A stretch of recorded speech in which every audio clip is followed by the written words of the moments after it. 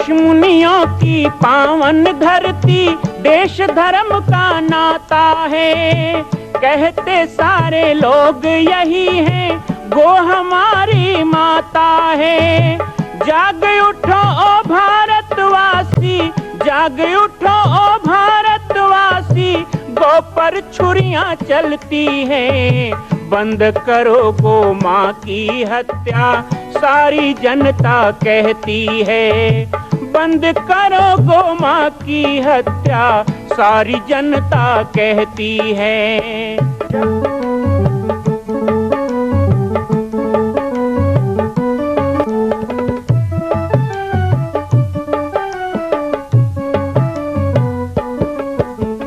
जगह जगह पर बूचड़ खाना, लाखों गौएं कटती हैं। किसे सुनाए व्यथा हमारी, नैना नीर बहाती हैं। रक्षा करना गौ माता की, रक्षा करना गौ माता की, गीता ज्ञान सिखाती है। बंद करो गो माँ की हत्या, सारी जनता कहती है। बंद करो गो माँ की हत्या, सारी जनता कहती है।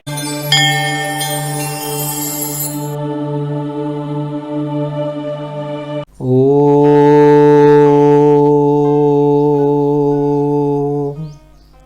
श्री परमात्मने नमः। स्वागत है आप सभी का गीता पाठ के इस विशेष कार्यक्रम में। बाबा जी की पाती के माध्यम से प्रत्येक रविवार हम आप सभी गीता पाठ के द्वारा भगवान वासुदेव श्री कृष्ण की वाणी का स्मरण करके अपना दिन पवित्र करते हैं।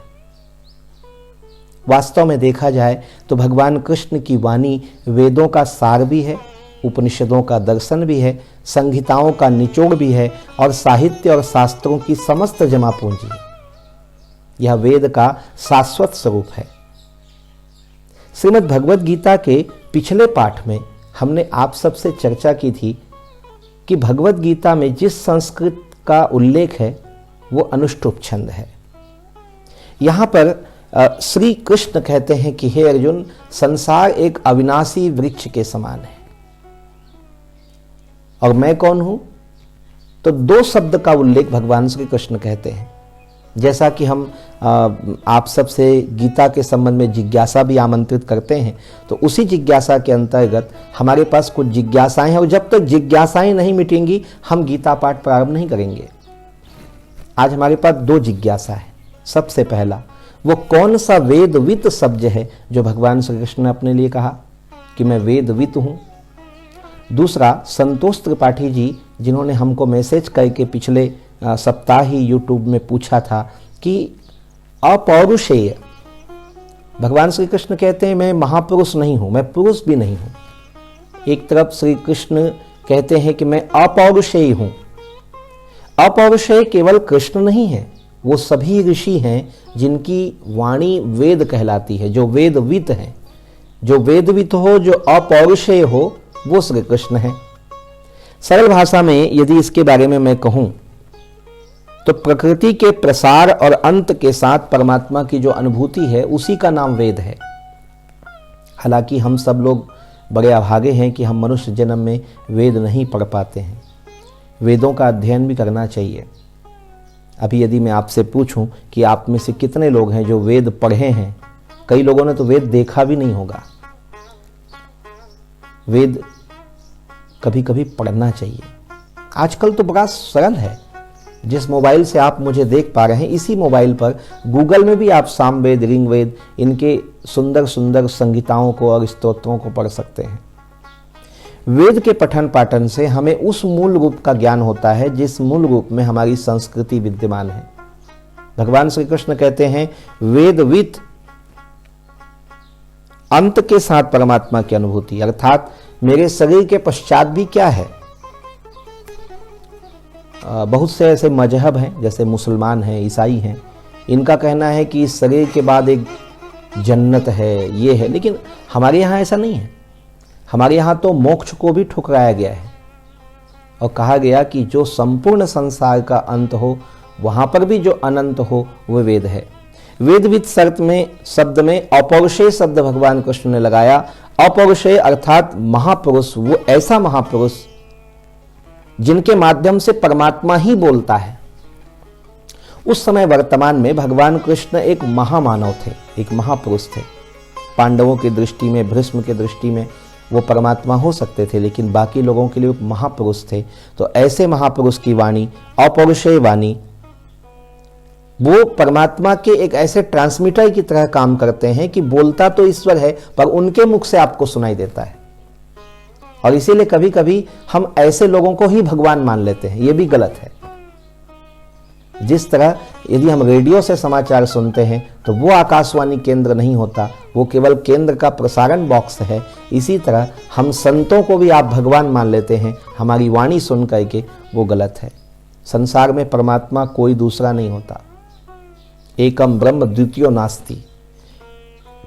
उनके संदेशों को प्रसारण करने के लिए परमात्मा अनेक रूपों में उनको निमित्त बनाता है। वही महापुरुष हैं, वही अपौरुषेय हैं। इसी रूप में भगवान ने अपने आप का परिचय दिया। केवल शब्द के ज्ञान के आधार पर यथार्थ को परखा नहीं जा सकता। महापुरुष जो होते हैं वो बोल के महापुरुष नहीं होते। जितने भी महापुरुष हुए हैं, केवल बोलने वाला कभी महापुरुष नहीं है। शंकराचार्य जी ने इतनी बड़ी बड़ी ग्रंथ लिखे, इतने कम उम्र में उन्होंने इतने वेदों की मीमांसाएं लिखी, लेकिन उन्होंने पैदल पैदल पूरे भारत को नापा।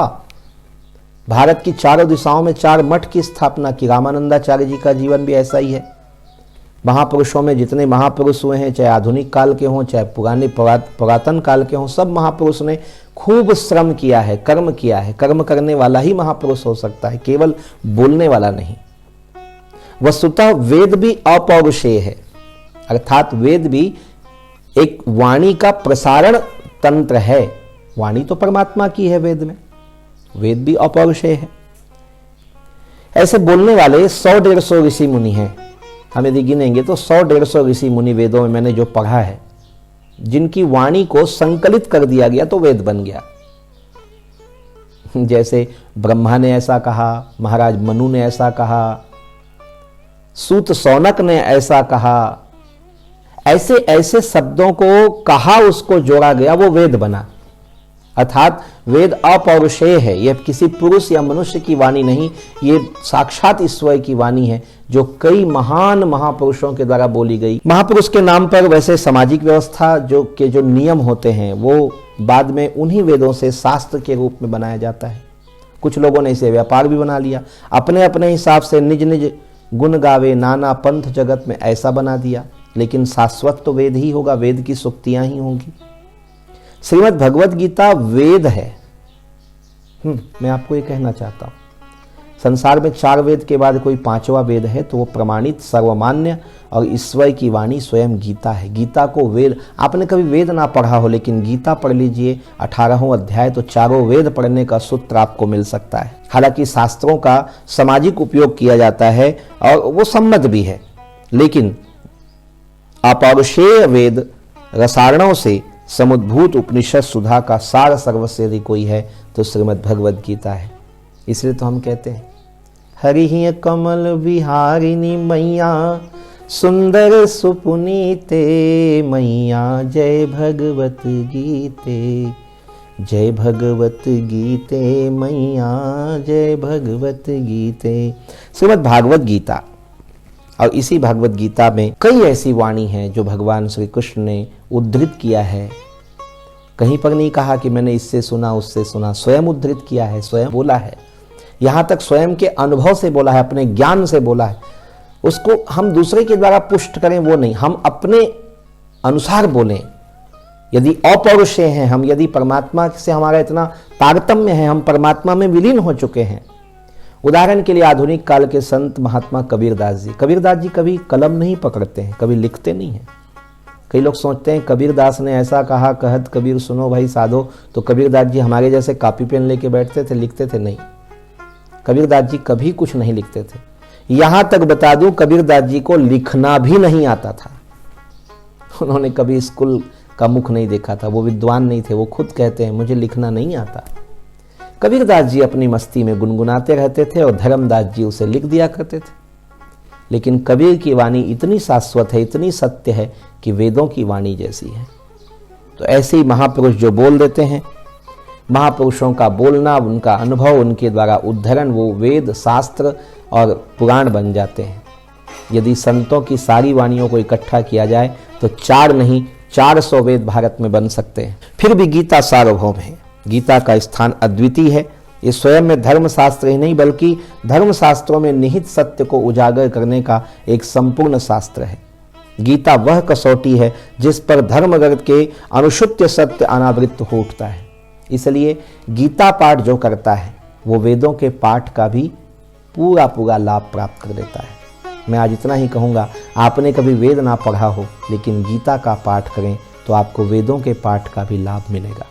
श्रीमद् भगवद गीता को हम बहुत जल्दी अब प्रारंभ करने वाले हैं, लेकिन उसके पहले बहुत सी जिज्ञासाएं हैं कि गीता में भगवान कृष्ण ने जो स्वाभाविक शब्दों का उपयोग किया है जिस पे हमारी मति भ्रम हो जाती है और कई लोग हमें भ्रमित करते हैं। जैसे श्री कृष्ण ही कौन है? गीता में जो कृष्ण है वो कौन कृष्ण है? क्या माखन चुराने वाले, क्या गाय चराने वाले, या अविनाशी ब्रह्म? सत्य क्या है? गीता किस सत्य का प्रतिपादित करती है? सनातन शब्द कई बार उपयोग किया गया। सनातन क्या है? क्या सनातन कोई धर्म है या आत्मा है? आप लोगों के मन में भी जो जिज्ञासाएं गीता के बारे में हो, इन शब्दों के बारे हो, मुझे लिख भेजिए मेरे व्हाट्सएप पर। मैं अगले सप्ताह आप सबके जिज्ञासाओं को लेकर के प्रस्तुत होऊंगा। सनातन धर्म क्या है? युद्ध क्या है? क्या मारकाट वाला युद्ध हुआ वही युद्ध है? युद्ध का स्थान कुरुक्षेत्र क्यों? ज्ञान किसे कहते हैं? योग कैसे समझें? योग क्या है? फिर ज्ञान योग, निष्काम कर्म योग, ये क्या है? कृष्ण ने किस सत्य को प्रतिपादित किया? ऐसे बहुत से प्रश्न हैं। गीता में बार बार कहे जाने वाला यज्ञ क्या है, यज्ञ कर्म क्या है, वर्ण व्यवस्था क्या है? चतुर्वर्ण व्यास श्रेष्ठ लोग कहते हैं जाति पाति भगवान ने बनाया, बिल्कुल ऐसा नहीं है। ये वर्ण संकर क्या है, मनुष्य की श्रेणियां क्या है, शुक्ल कृष्ण पक्ष मार्ग क्या है, देवता क्या है, ये सारा विषय गीता में है। पर इसको जिज्ञासा के रूप में आप रखें तो मैं उस पर विशेष चर्चा करूंगा। ये सारी जिज्ञासाओं का समन करने के बाद फिर बहुत जल्द ही हम गीता पाठ प्रारंभ करेंगे। प्रथम अध्याय को अब प्रारंभ करने में ज़्यादा दिन नहीं है, जिसका सभी इंतजार कर रहे हैं। इसलिए धर्म क्षेत्रे कुरुक्षेत्रे संवेतायुत्सवः मामकाः पांडवश्चैव किम कुर्यात् संजय, ये गीता के प्रथम श्लोक तक पहुंचने के लिए आइए जिज्ञासाओं का समन करें। बाबा जी की पाती के माध्यम से हमारा यही प्रयास होता है कि जिज्ञासाओं का अंत हो, मोह हटे, भ्रम हटे, तो हम सत्य कृष्ण वाणी को समझ सकेंगे। पुनः जुड़ेंगे अगले सप्ताह आप सबके साथ। जय सिया राम, जय गो माता, जय गोपाल। मां कौशल्या की पावन जन्मभूमि छत्तीसगढ़ प्रांत में बालोद जिला में स्थित है श्री सर्वसिद्ध शक्तिपीठ जामड़ी पाटेश्वर धाम। परम पूज्य सद्गुरुदेव राजयोगी बाबा जी की तपस्थली श्री पाटेश्वर धाम और विश्व के अद्वितीय मां कौशल्या जन्मभूमि मंदिर निर्माण का दर्शन करने और इसी प्रकार समसामयिक विषयों पर अपना ज्ञान वर्धन करने के लिए और 10,000 गायों के लिए बनने वाले श्री हनुमान नंदीशाला गो अभ्यारण्य का समाचार प्राप्त करने के लिए आप सभी देखते रहें YouTube चैनल पर राम बालक दास, और हमारे चैनल को आप सभी सब्सक्राइब करें, घंटी का बटन दबाएं ताकि आप सूचनाओं से जुड़े रह सकें। जय श्री राम, जय गो माता, जय गोपाल।